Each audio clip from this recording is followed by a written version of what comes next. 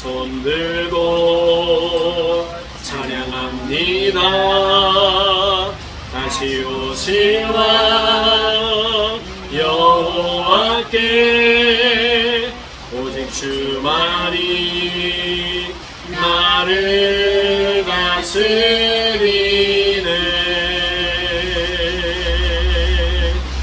나 주님만을 섬기리. 헛된 마음 버리고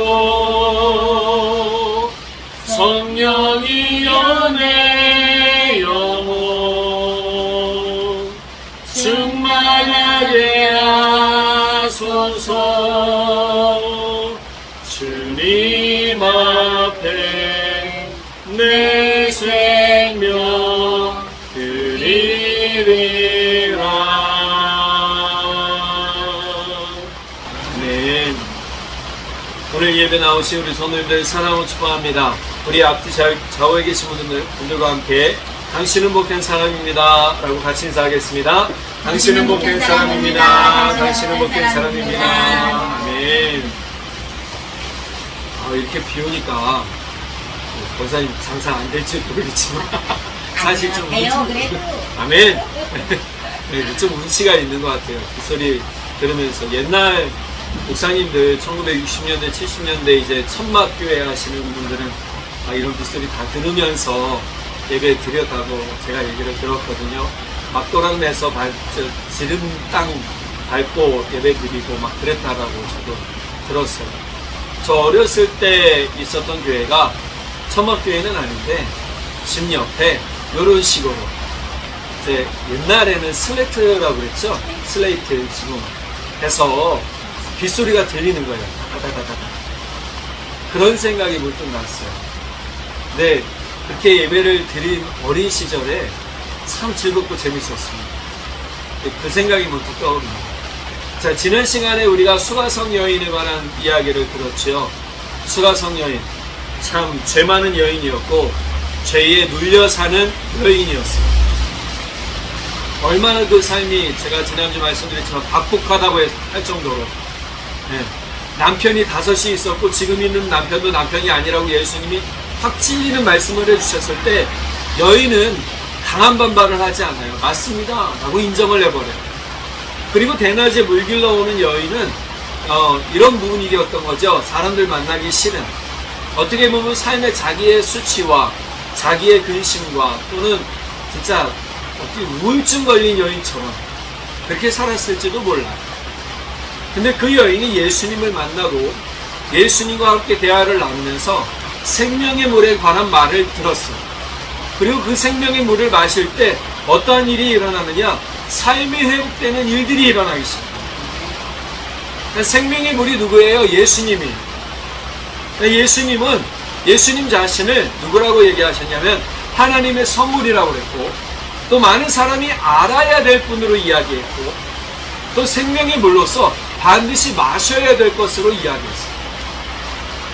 이런 이야기를 보면 분명한 사실 한 가지는 우리는 예수님 없으면 안 되는 사람들이 되어야 된다. 우리 삶에 예수님이 반드시 필요한 거죠.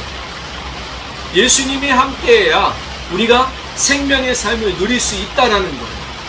내가 내 힘으로 살아간다고 우리가 제가 지난주에 했지만 악으로 깡으로 사는 건요 결국 독하게 살아보는 거예요. 근데 독하게 살면 어떤 일이 일어나요?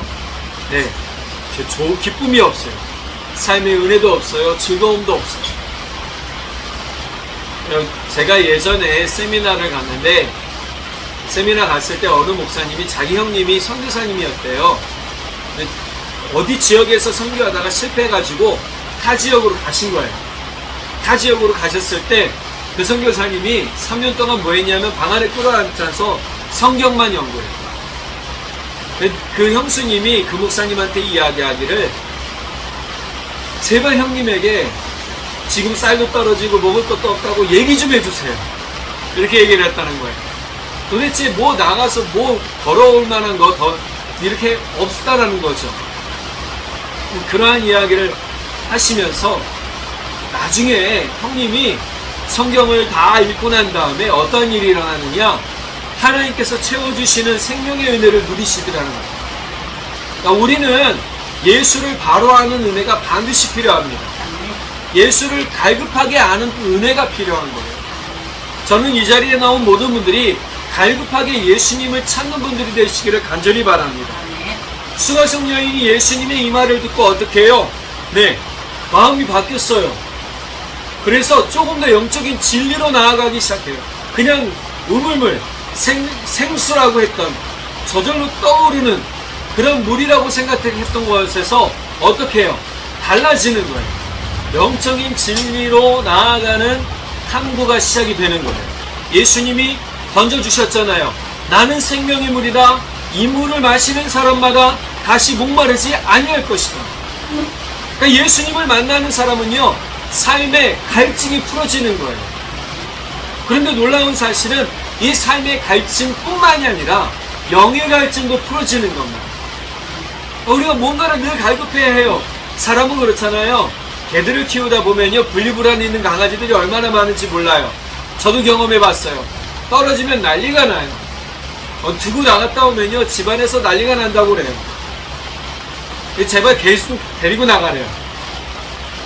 근데 우리가 예수님 만나면 떨어지는 불안 증세가 있어야 돼요. 그래서 예수님과 함께하는 기쁨을 자꾸 누리는 습관이 있어야 되는 거죠. 여인은 이제 이 시작이 된 거예요. 이게 시작이 됐어요. 자, 이런 영적인 일들로 나아가기 시작하니까 여인이 예수님을 부르는 호칭이 달라집니다. 어떻게 달라지냐면 처음엔 랍비에서, 선생님에서, 그 다음에 예수님의 말씀을 듣고 선지자라고 그래요. 아직까지는 예수님의 명성을 듣지 못했어요. 예수님께서 제자들에게 하신 말씀이 질문 중에 하나가 뭐냐면, 사람들이 나를 누구라 하느냐라는 게 있었잖아요. 그러더니 누구라고 했어요? 엘리야라고 하기도 하고, 선지자라고 하기도 하고, 모세라고도 합니다. 그랬더니, 그러면 너희는 나를 누구라 하느냐라는 호칭의 문제가 있었죠. 여러분은 예수님을 누구라고 부르시겠어요? 예수님. 자, 여기서 중요한 건 너의 예수님이에요? 나의 예수님이에요? 나의 예수님. 여인은 이제 선지자로 호칭이 변했죠. 자, 그런데 이 뒤에 오늘 말씀 이후로 여인이 호칭이 또 바뀌어요. 구세주가 되어버립니다. 나의 구원자가 돼요.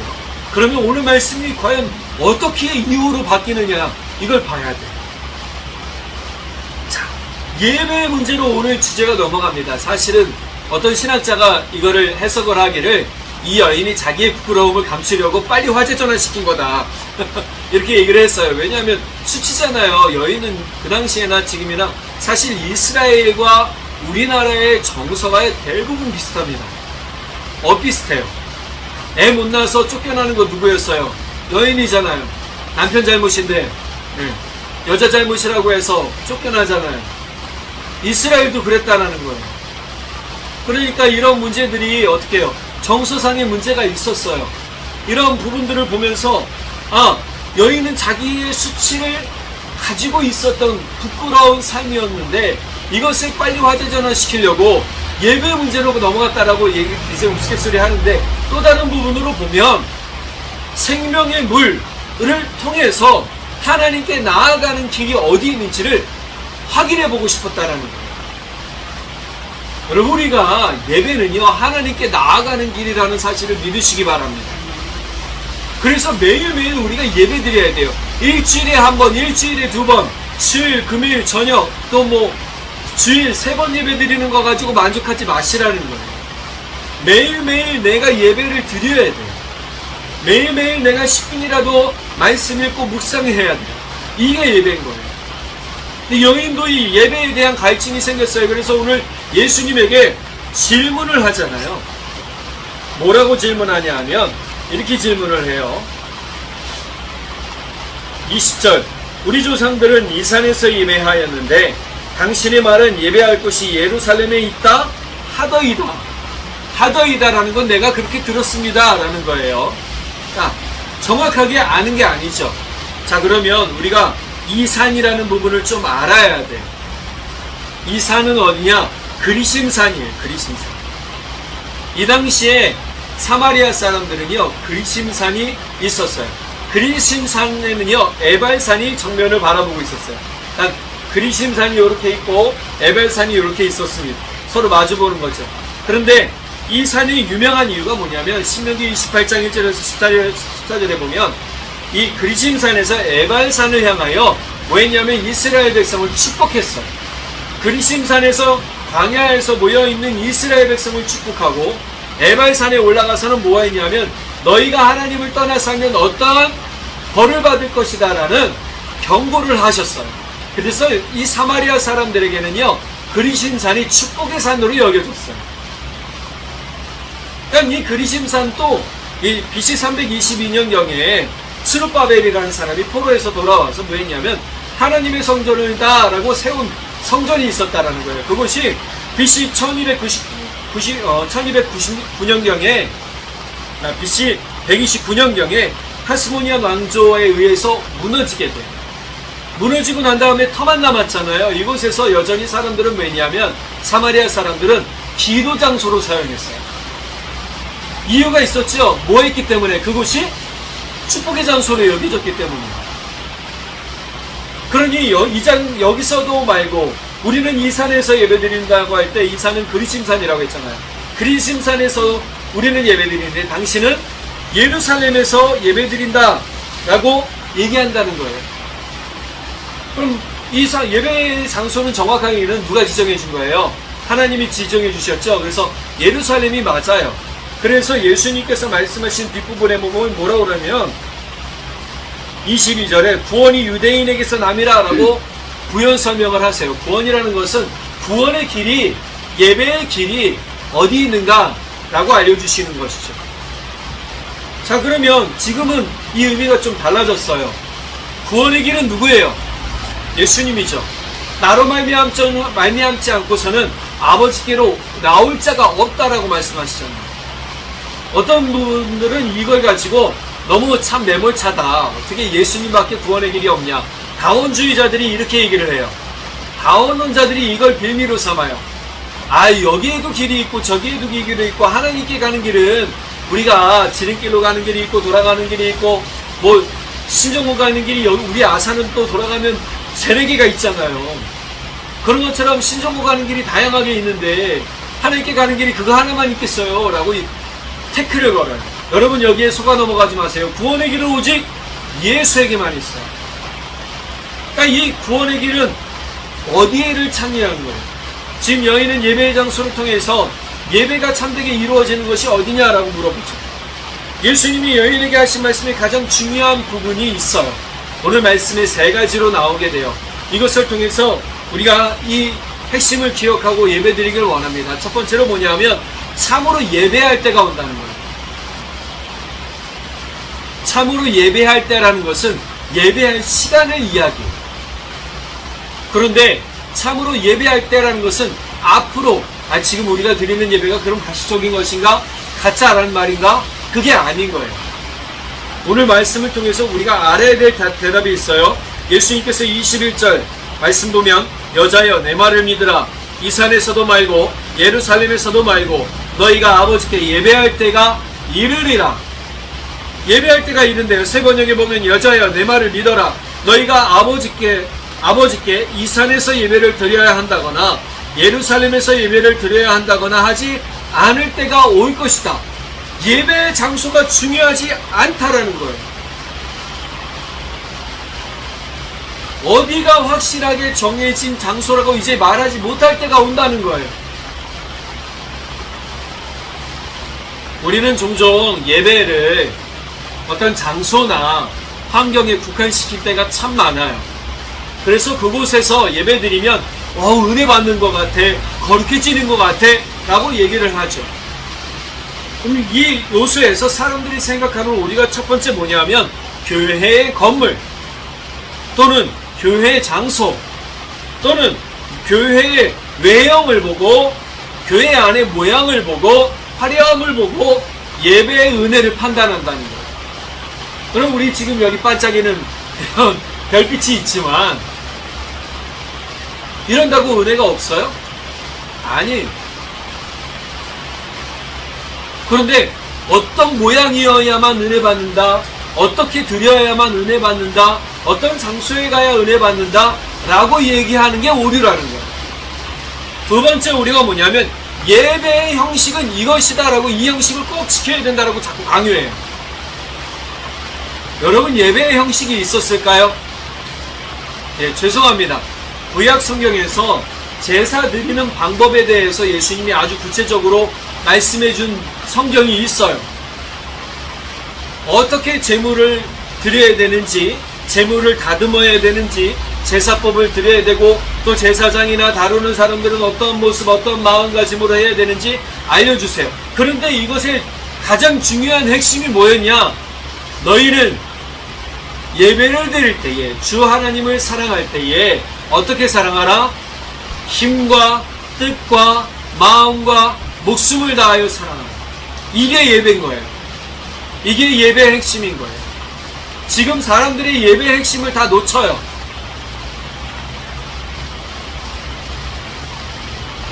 예배는 장소와 형태의 문제가 아니에요. 우리의 가장 큰 착오는요, 우리 눈에 보이고 귀에 들리는 웅장함과 멋짐과 화려함에 휘둘리는 거예요. 그게 나쁘다는 게 아니에요. 그런 예배도 필요해요. 그런데 그런 것에 휘둘리다 보면 내가 그런 것에 멤버십이 되고 싶고, 내가 거기에 같이 참여하고 싶고, 그래서 내 어깨가 어떻게 해요? 으쓱해지고 싶은 거예요. 이게 내 마음인 거예요. 사단이 유혹하는 거죠. 이 유혹을 우리가 넘어지지 말아야 되고, 이 유혹에 쓰러지지 말아야 돼요. 저라고 큰 교회 안 다녀봤겠어요? 아, 멋있죠. 캠프하면요, 음악이 얼마나 화려해요. 진짜 화려하죠. 조명 얼마나 멋있어요. 막 반짝이 조명부터 반짝이는 아니구나. 조명들이 얼마나 화려한지 몰라요. 그러나 이것이 결국 때가 지나면 그것이 다 영원히 지속될 수 있을까요? 그렇지 않더라고요. 가장 화려하고 멋졌다고 하는 도시들도 어느 순간 황폐화되고 무너져요. 많은 목사님들이 유럽 탐방을 갔다 와요. 성지 순례하러 가거든요. 저도 2010년에 한번 갔다 왔어요. 갔다 왔는데, 갔다 오면서 교회들을 탐방을 할 일이 있었어요. 진짜 화려해요. 멋있어요. 그런데 지금은 관광지가 되거나 클럽이 되거나 술집이 된 교회들이 얼마나 많은지 몰라요. 예배 드리는 사람들이 점점 줄어들고 있어요. 예전에 어느 목사님이 저한테 미국에 와서 목회해보지 않겠습니까? 현지인 목회에 교회 3곳만 두르면 당신과 가족들이 생활할 수 있는 비용은 마련이 됩니다 라고 얘기를 해주셨어요. 조금 마음이 흔들리더라고요. 자, 그런데 그 상황을 보니까요, 마음이 아픈 거예요. 왜냐하면 목회자가 없어요. 교회는 있는데 목회자는 없어요. 그런데 그 교회를 지키시는 분들이 누구냐? 할머니, 할아버지들이에요. 미국도 그렇게 변해갔어요. 우리나라도 지금 시골 교회들은 어떻게 해요? 그렇게 변하고 있어요. 이 생각을 하면서 며칠 전 광영교회 생각이 문득 났어요. 서울에 광영교회라고 있는데 거기는 삼각교회로 시작을 했어요. 삼각교회로 시작을 하면서 세를 주고 시작을 했죠. 근데 이 교회가 점점 부흥했어요. 그리고 옆에 상가를 얻었어요. 그리고 점점 부흥했어요. 그럼 이 상가를 벗어나고 싶을 욕심이 생길 텐데 이 목사님 상가를 안 벗어나요. 그럼 왜 부흥했을까? 제가 생각을 해보니까요, 이 목사님 안에 예배에 대한 소망이 있더라는 거예요. 예배에 하나님의 임재가 있었다라는 거예요. 이거 누가 만들어가요? 제가 만들어가요? 우리 모두가 함께 만들어가는 거예요. 아멘입니까? 네. 또 제 어느 책을 보니까 어느 목사님이 집에서부터 가정교회로 시작을 한 거예요. 목사님 사택 조금 돈을 들여서 한 40평대 한 15명으로 시작한, 한 20명 정도로 시작한 교회였대요. 근데 점점 늘어서 50명이 돼가지고 거기가 꽉 찬 거예요. 50평대인가 60평대로 넘어갔대요. 더 많이 불었어요. 난 교육관을 지어야 되는데 어떻게 해요? 옆에 조그만 상가를 산 거예요. 큰 것도 아닙니다. 여러분, 예배 장소가 중요한 게 아니더라는 거예요. 할렐루야. 우리가 예배를 사모하는 심령이 되면요, 우리가 어디서 예배 드리든지 그것이 하나님의 은혜로 경험되는 줄 믿으시기 바랍니다. 예수님이 유대 전통을 따라 예루살렘 올라가셨잖아요. 그런데 예수님은요, 어디에 이제 예수님 사역하시면서 어디에서든지 예배 드리시고 하나님과 교류하시는 예배의 은혜를 경험했어요. 성전의 아름다움에 우리가 감탄할 때에 우리 마음이 유혹되고 넘어질 수 있다는 사실을 예수님은요, 누가복음 15장 5절 6절을 통해서 그대로 알려주세요. 성전의 외형의 아름다움에 감탄해서 우와 대단하다 하는 제자들에게 예수님 뭐라고 말씀하시냐면, 몇몇 제자들이 아름다운 돌과 예물로 화려하게 꾸며진 성전을 보고 감탄하자 예수님이 그들에게 말씀하셨다. 너희가 보고 있는 이 건물이 돌 하나도 제대로 얹혀있지 않고 다 무너져 내릴 날이 올 것이다. 실제로 이 성전은요, 다 무너졌어요. 예루살렘 성전은 황폐됐어요. 왜 그럴까요? 침략한 사람들이요, 돌 틈에 있는 금을 빼내려고요, 다 깨부셨다는 거예요. 외형의 아름다움, 외형의 멋짐이 대단한 게 아니라는 걸 예수님 뭐 하셨어요? 알고 계셨어. 우리는 우리가 있는 곳 어디에서든지 하나님과 만나는 교류를 할 수 있다는 것을 믿으시길 바랍니다. 그곳에서 예배드리는 은혜가 있기를 바랍니다. 믿음의 선진들이라고 하는, 우리가 믿음의 선조라고 하는 아브라함이나 야곱이나 이삭이나 뭐 했어요? 내가 가는 곳마다 그곳에서 하나님께 예배의 장소를 세웠다는 거예요. 예배 드렸다는 거예요. 그러면 우리 성도님들이 계신, 여러분이 계신 곳 모든 곳이, 직장이, 사업장이, 또는 내가 있는 그 집안이, 내가 가는 발걸음 곳곳마다 그것이 예배 처소가 되는 것을 믿으시기 바랍니다. 예배 드릴 수 있는 장소가 되는 것을 믿으시기 바랍니다. 그런데 놀라운 사실은요, 그곳에서 복의 문이 열린다는 사실이에요. 참으로 예배할 때란 바로 어디에서든지 하나님을 예배 드릴 수 있는 마음을 가진 상황을 이야기하는 겁니다. 우리는 우리가 성전이라고 말하는 바울 사도의 말에 귀 기울여야 돼요. 우리가 성전인 거예요. 그렇기 때문에 우리는 어디 가든지 하나님과 함께하는 은혜, 하나님과 기쁨으로 예배 드릴 수 있는 은혜를 드릴 수 있다라는 사실이에요.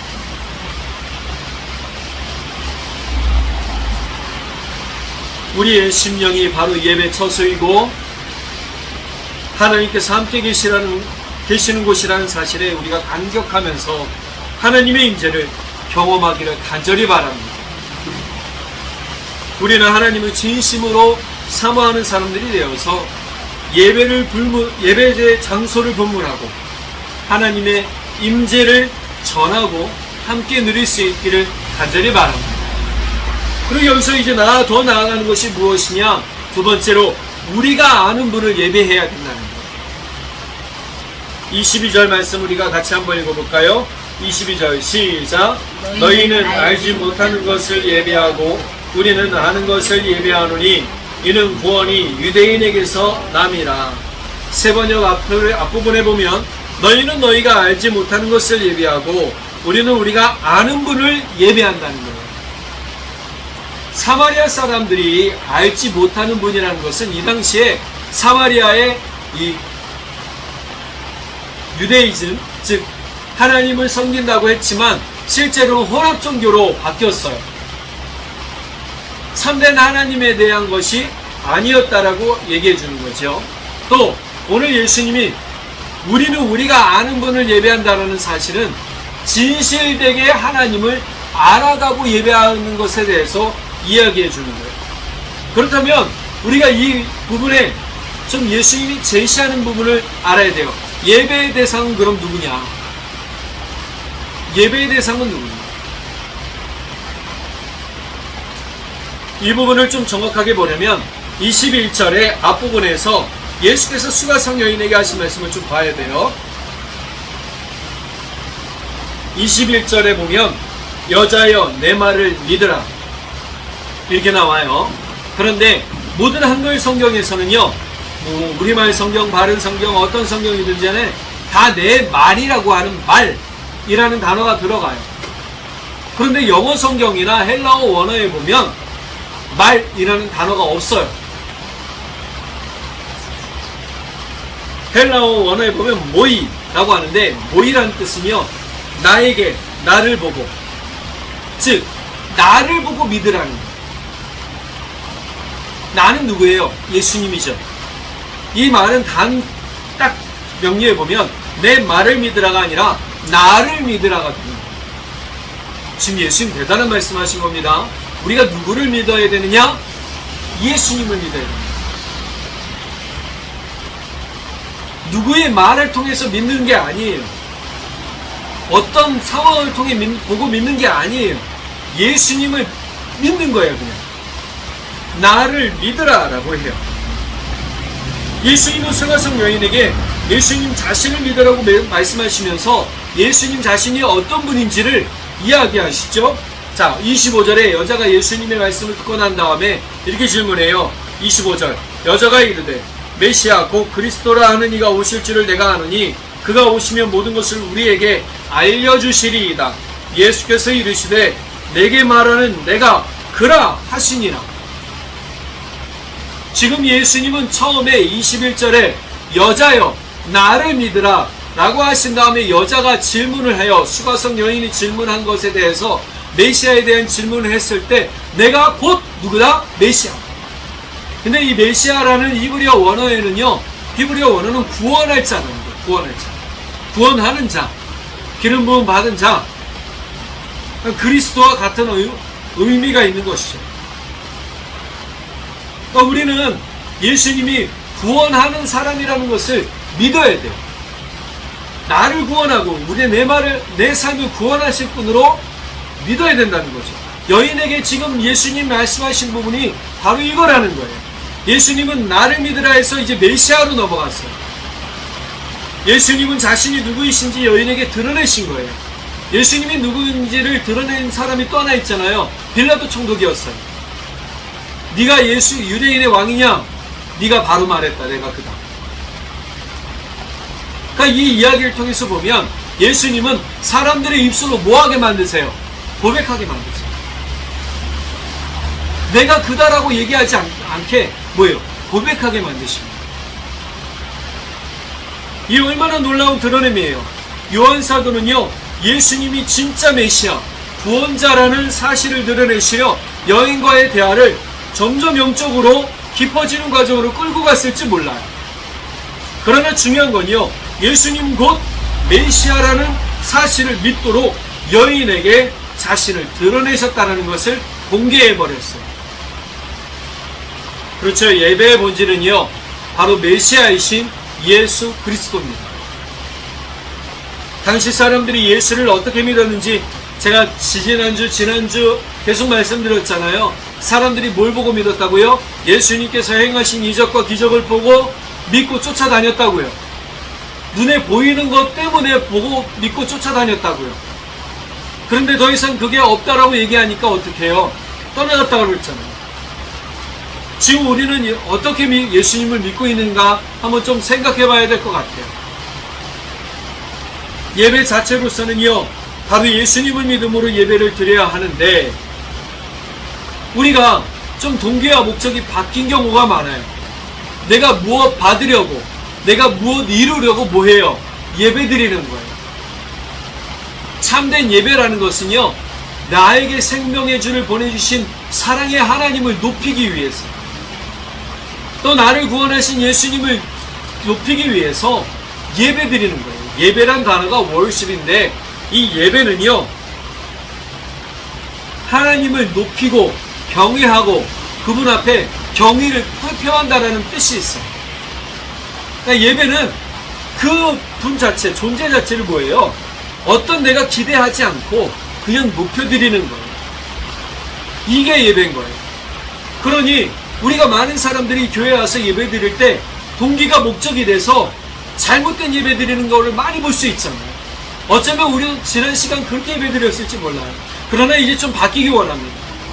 우리가 동기를 가지고 예배 드리지 않기를 바랍니다. 나를 구원하신 예수님을 기뻐하고 예배 드리기 바랍니다. 나에게 구원자이신 예수님을 보내주신 하나님의 사랑을 즐거워하고 기뻐하며 예배 드리길 바랍니다. 하나님을 높이길 바랍니다. 예배의 감격과 감동은요, 하나님을 만남으로 이루어지는 거예요. 책을 통해서 내가 아는 것으로 예배 드리는 게 아니에요. 장소 때문에 은혜 받는 게 아니에요. 건물 때문에 은혜 받는 게 아니에요. 사람 중심의 예배에 진리가 있는 것도 아니에요. 말씀을 잘 전하시는 목사님은 있지만 그분이 전부 진리는 아니라는 거예요. 어느 목사님이 유튜브로 설교를 하시다가 잘못 뭔가를 전하셨어요. 그래서 어떤 분이 밑에 댓글을 달았나 봐요. 목사님 그게 아니에요 라고 이제 부연 설명하면서 잘못된 부분이 뭔지를 얘기해 줬죠. 그랬더니 그 목사님이 내가 잘못 전해서 이분이 이렇게 해주셨습니다 라고 바꾸어 줬다라고 얘기를 하시더라고요. 인정하는 거죠. 맞아요. 사람이 진리가 아니에요. 말씀을 잘 전할 수는 있어요. 은혜 있게 전할 수는 있어요. 그러나 그게 진리는 아니에요. 사도 바울도 자기가 뭐예요? 예수님과 동급이라고 얘기하지 않잖아요. 놀라운 일은요, 바울의 수고를 통해서 병 나은 사람도 있어요. 사도행전에 기록되어 있단 말이에요. 그리고 바울은 뭐라고 그래요? 나는 예수님을 전하려고 선 사람이지 나는 예수가 아니다라고 얘기를 해요. 우리는 예배의 대상을 하나님과 메시아로 딱 고정시켜 놔야 됩니다. 예수님으로 딱 고정해 놔야 됩니다. 그래야 예배 안에 하나님이 우리에게 주신 감격과 은혜를 누릴 수 있게 되는 줄 믿으시기 바랍니다. 동기로 예배 드릴 때 예수님이 이 부분을 아주 명확하게 말씀하고 계세요. 마태복음 6장 33절에 보면 현대인의 성경으로 이런 표현이 있습니다. 너희는 먼저 하나님의 나라와 그의 의를 구하라. 그리하면 이 모든 것을 너희에게 덤으로 주실 것이다. 그럼 우리가 동기로 예배를 드리면 그게 수단이 되고 그게 목적이 돼서 하나님께 자꾸 뭘 하게 돼요. 내가 예배 드렸으니까 이제 이루어주세요. 뭘 해주세요. 이거 주세요가 되잖아요. 근데 예수님은 이걸 아주 간파하고 계세요. 사람이 어떤 마음으로 예배 드리는지 알고 있단 말이에요. 그것을 간파하고 너희는 먼저 그의 나라와 그의 의를 구하라라고 얘기하신 거예요. 목적이 하나님이 되어야 되는 거예요. 예배드리는 목적이 예수님이 되어야 되는 거예요. 그러면 나머지는 뭐로 주신다고요? 덤 좋아하시죠? 저도 덤 되게 좋아해요. 마트 가서 뭐 사면 툭불 원 그러면 얼른 눈 돌아가요. 이게 사람 마음 아니에요? 본질을 제대로 지킬 때 우리 인생에 하나님이 덤을 주신다는 거예요. 얼마나 즐거워요. 얼마나 감사해요. 예수님이 말씀하신 예배의 본질은 뭐예요? 예수님 하나님을 벗어나지 말라는 거예요. 예수님을 벗어나지 말라는 거예요. 그 본질을 벗어나서는요, 예배의 기쁨이란 없어요.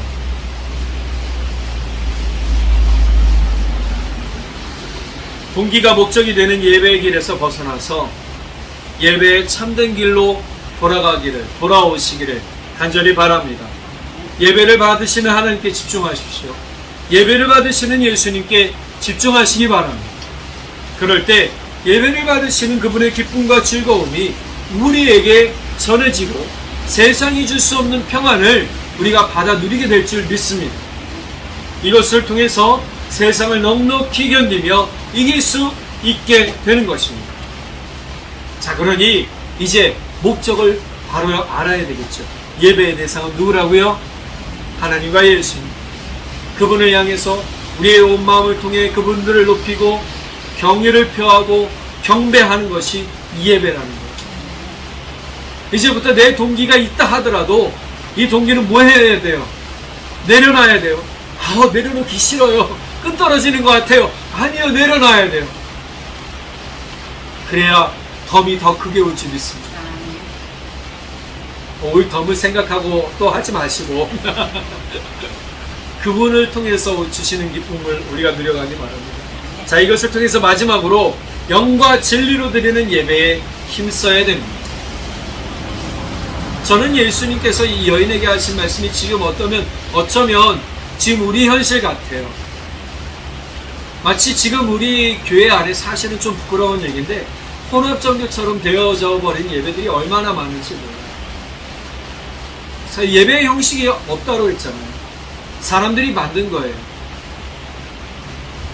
예배 타이틀도 뭐 정통 예배, 열린 예배, 무슨 예배. 여러분, 그러나 중요한 건 그 가운데 하나님의 임재를 경험하고 있느냐는 거예요. 그러면 하나님의 임재를 경험하려면 우리도 우리 자신을 준비해 나가야 되겠죠. 그게 뭐라는 거예요? 예수님이 알려주신 방법이 영과 진리로 예배드리라는 거예요. 우리 23절에서 24절 말씀 같이 한번 읽어보겠습니다. 시작. 아버지께 참되게 예배하는 자들은 영과 진리로 예배할 때가 오나니 곧 이때라. 아버지께서는 자기에게 이렇게 예배하는 자들을 찾으시느니라. 하나님은 영이시니 예배하는 자마다 영과 진리로 예배할지니라. 아멘. 오늘 예수님께서 두 번이나 강조하신 말씀이 있어요. 두 번이나 강조하신 말씀이 뭐냐면 영과 진리로 예배할 때 영과 진리로 예배할지니라. 그런데 그 앞에 뭐예요? 분명한 대상에 대해서 얘기했다고 그랬잖아요. 대상 누구예요? 아버지께 참되게 예배하는 자들은, 하나님은 영이시니 예배하는 자는 이렇게 합니다. 그러니까 하나님은 아버지예요. 이 하나님 아버지께 예배하는 자들은 뭐예요? 하나님이 영이시기 때문에 예배하는 자의 마음과 준비해야 될 것이 있더라는 거예요. 자, 이 말씀이 중요한 이유는 먼저 분명한 대상이 있고 그분에게 초점이 맞춰져야 된다고 그랬죠.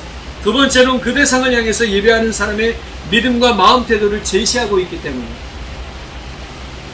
오늘 예배 올 때 우리 성도님들 마음은 어떠셨어요? 어떤 마음으로 오셨어요?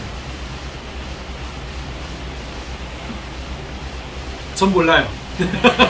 제가 여러분의 마음을 알면 저는 여기 안 있습니다. 네, 하나님 알고 계세요. 근데 중요한 건 지금 이 자리에 나오는 마음이 하나님의 은혜를 사모하고 나옵니다. 하나님의 사랑을 사모하며 나오느냐. 오늘 이것에 대해서 영과 진리라고 예수님 말씀하시나요? 자, 영은 푸뉴마티라고 얘기를 해요. 푸뉴마티라는 뜻은요, 영, 성령, 호흡 이런 뜻이 있어요. 호흡이라는 말이 있죠. 성령이라고도 얘기할 수 있지만 예배를 드리는 사람의 마음 중심이 바로 뭐예요? 영이라는 거예요. 앞서 사도 바울은 우리가 뭐라고 그랬어요? 성전이라고 했다고 그랬잖아요.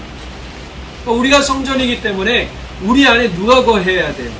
하나님이 거하고 계셔야 되고 성령이 충만해져야 돼요. 그래서 베드로 사도도 우리에게 뭐라고 그래요? 성령 충만하라고 얘기해요. 예배를 드리는 사람의 온전한 속사람이 어떠해야 되고 또 이것은 예배의 외적이거나 형식적인 것에 치중되지 않는 것을 이야기해 주는 거예요. 영은 또 한 가지 뭐예요? 중심이에요, 중심. 그렇기 때문에 우리의 중심을 다해 예배 드리는 것이 영의 예배라는 거예요. 우리 마음이 콩밭에 가 있는 분들은 빨리 콩밭에서 떠나서 이 자리로 오시길 바랍니다. 마음 중심이 지금 이 하나님을 향해 집중되어져 있어요. 두 번째 제시하시는 게 뭐예요? 진리라는 거예요. 알레데이아라고 헬라어로 이야기하는데 알레데이아 바로 딱 하나의 뜻이에요. 진리. 근데 또 다른 말로는요, 성실과 또는 진실, 정직을 이야기하는 것도 있어요. 근데 예배드리는 사람의 태도는 진리,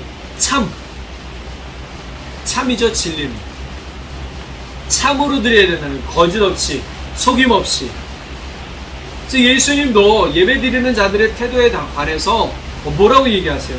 너희가 다른 사람과 다툰 일이 있거든 예배드리러 가기 전에 가서 먼저 화해하고 즐거운 마음으로 참되게 예배드릴 수 있도록 하라는 거예요. 이게 참 알레데이아 진리라는 거예요. 맞아요. 이것이 없으면 우리는 하나님 앞에 자꾸 어떻게 돼요? 나를 속이게 되는 거예요. 여러분, 대화를 나누는데 그 사람을 알려면 그 사람이 자기를 드러내야 대화가 되는 거잖아요. 근데 내가 하나님 앞에 내 마음 감춘다고, 물론 하나님이 아시겠지만 하나님이 내 마음을 하나님 앞에서 내 마음을 감추는 순간에 뭐예요? 하나님은 아셔도 모른 척 하셔. 그러니 예배를 드리면서 우리가 진정한 마음으로 드릴 수 있고 속임 없이 드릴 수 있는 마음이 되어져야 된다는 거예요. 그래야 영적 예배를 드릴 수 있는 거죠. 그래야 하나님을 만날 수 있는 거예요. 제가 예전에 제가 다니던 교회가 다툼이 일어났어요. 반으로 딱 쪼개지게 생겼어요. 제가 어느 집회를 즐겨가던 찬양 집회가 있었는데 그 교회 집회 가서 기도하다가 엉엉 울었어요. 주님 하나 되게 해주세요. 주님 예배로 하나 되게 해주세요. 근데 결과는 어떻게 되냐면 둘로 딱 쪼개지고 다 흩어졌어요. 왜 그랬을까요? 네, 앞에 얘기한 목적이 달라졌기 때문에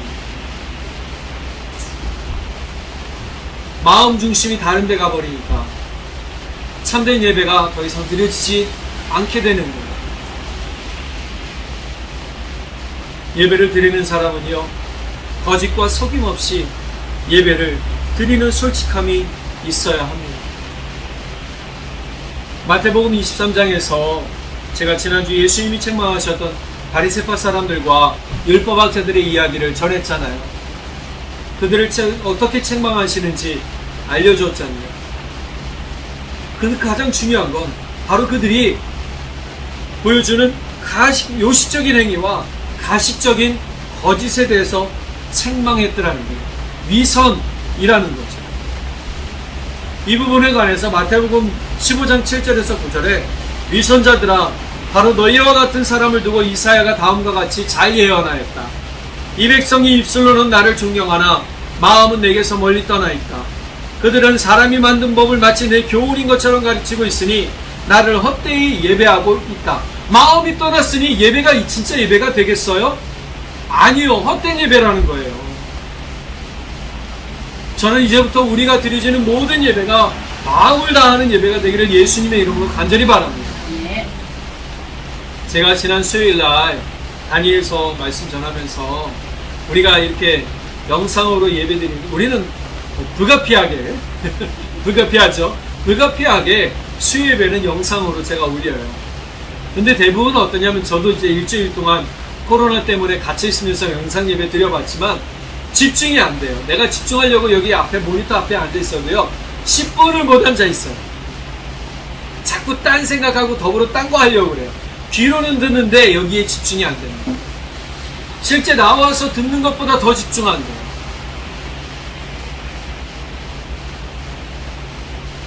그럼 우리의 마음이 다른 데가 있으니까 집중이 될 리가 있겠어요. 이제 우리의 마음이 주님 앞에 집중하기를 간절히 바랍니다. 진짜 감격과 감동이 온다면요, 여러분 어떨 것 같아요? 진짜 감동과 감격이 내 마음에 확 갑자기 확 몰려올 때 대부분의 반응은요, 첫 번째 호흡이 빨라져요. 막 이렇게 돼버리는 거죠. 두 번째, 눈물이 펑펑 쏟아집니다. 멈출 수가 없어요. 사람에게 보이려는 예배를 이제 우리 멈추기 바랍니다. 사람에게 평가받기 위해, 인정받기 위해 드리는 예배를 멈추기 바랍니다. 하나님을 사랑함으로 예배드리십시오. 예수님을 사랑함으로 예배드리기 바랍니다. 그를 깊이 사랑할 때 우리 속사람의 온전한 호흡으로 그분 앞에서 거짓 없이 기쁨의 예배를 드릴 수 있는 줄 믿기 바랍니다. 예배에서의 본질은 바로 하나님이고 예수님입니다. 우리 자신이 아니에요. 어떠한 사람도 아니에요. 목사도 아니에요. 환경도 아니에요. 장소도 아니에요.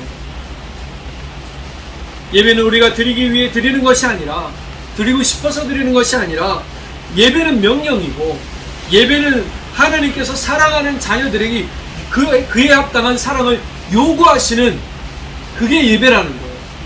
그래서 이 예배를 통해서 우리는 뭘 드려야 돼요? 사랑의 세레나데를 불러드려야 되는 거예요.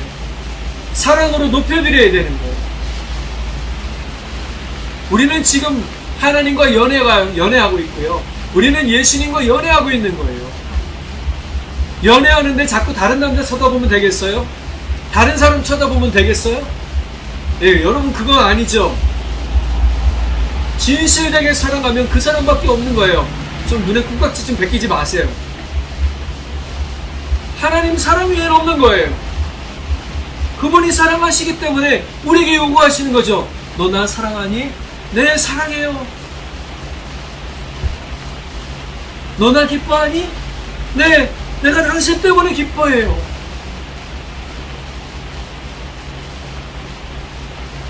이제 우리가 이 감격과 은혜를 누리고 감동을 누리는 삶이 되기를 예수님의 이름으로 간절히 축복합니다. 모든 구원의 역사를 이루신 분을 위해서, 또 우리의 목소리를 높이고 우리의 마음을 높이고 뜻을 다해서 경외를 다 나타내는 그러한 예배로 이제 매 순간 전심전력으로 드리기를 간절히 바랍니다. 오늘 이 말씀을 듣고 우리 만유의 하나님의 구원자이신 예수님을 향해서 온전한 사랑의 예배를 드리는 참된 예배자들의 모습을 통해서 하나님 주시는 검의 복을 누리고 사는 우리 성도들의 삶이 되시기를 예수님의 이름으로 간절히 축복합니다. 기도하겠습니다. 사랑의 하나님 아버지, 참 감사합니다. 우리 인생이 예배자의 삶이 되길 바랍니다. 우리는 그냥 힘을 얻을 수가 없습니다. 우리의 삶으로는 힘을 낼 수가 없습니다. 우리가 예배를 통해서 하늘로부터 내려오는 그 은혜와 사랑을 통해, 격려를 통해 힘을 얻고 또 위로를 얻고 소망을 얻고 나아갑니다. 주님, 우리 성도님들 힘을 더하여 주시고 그 마음을 다하여 뜻을 다하여 목숨을 다하여 주님을 사랑하고 예배드리는 자들에게 주님 놀라운 하늘의 복과 은혜의 복과 땅의 복을 더하여 주옵소서. 주님, 이 땅에서 누릴 수 없는 평안을 누리게 하시고 하늘 소망으로 충만한 기쁨의 삶이 되게 하여 주옵소서. 믿고 감사드리며 우리 주님 예수 그리스도의 이름으로 기도드렸습니다. 아멘.